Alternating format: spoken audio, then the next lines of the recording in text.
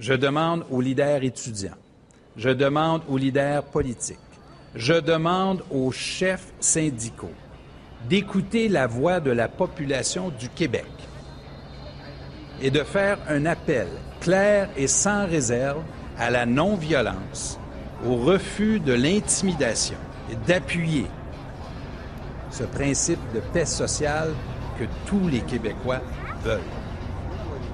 Nous, c'est la première fois qu'on vient. Nous, on n'est pas étudiants. On est touchés par ce qui se passe parce qu'aujourd'hui, le gouvernement, suite à 100 jours de contestation et grève étudiante, vient d'adopter une loi spéciale qui limite le droit de manifester, qui limite le droit de s'exprimer, qui limite le droit de s'identifier à une association, sous peine d'amende pour ces associations étudiantes-là et les leaders. Maintenant, on judiciarise toute cette question-là. On l'interdit par la loi, donc c'est vraiment un recul des droits fondamentaux de notre pays, de notre province puis de notre société. J'ai jamais assisté à une manifestation des étudiants, même si je portais religieusement mon carré rouge chaque jour. Mais avec la loi qui est passée aujourd'hui, je trouve ça extrêmement grave. Il ne s'agit plus juste d'un conflit étudiant, il s'agit d'une crise sociale incroyable. On n'est pas dans une république de bananes ici, là. Nous, les Québécois, on a toujours été un peuple considéré comme, je vous dirais, un peu d'avant-garde. Mais avec ce que Jean Charest vient de faire, c'est épouvantable. Il ne peut pas brimer nos droits comme ça.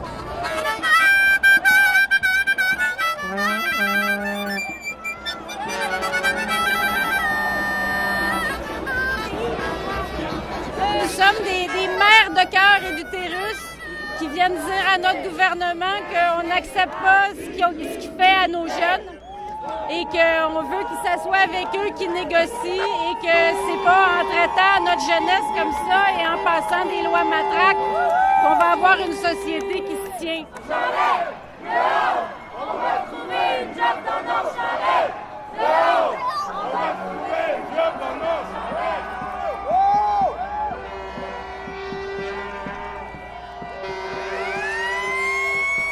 C'est un gouvernement qui décourage l'accès à l'éducation parce qu'il se dit qu'un peuple ignore est plus facile à gouverner. C'est plus facile de faire passer des lois spéciales comme on passe un sapin à des Québécois qui ne vont pas à l'université et au cégep.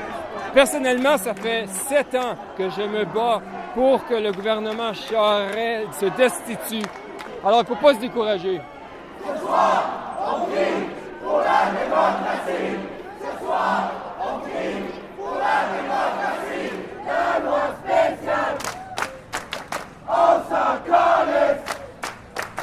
J'ai 50 ans, donc j'ai vécu en 1970 environ, c'est ça, la crise d'octobre, donc avec la loi des mesures de guerre qui mettait fin, si tu veux, à l'insurrection un peu qui a appréhendé au Québec. J'ai l'impression que ce premier ministre-là, qui est Jean Charest, n'aime vraiment pas le Québec. J'ai l'impression qu'il se revanche. Son slogan, c'est « Nous avons les deux mains sur le volant ». C'était ça, mais quand tu as les deux mains sur le volant, puis qu'il y a autant de monde dans la rue, puis que tu refuses d'arrêter pour les écouter, je me dis, ce premier ministre-là, il est très dangereux.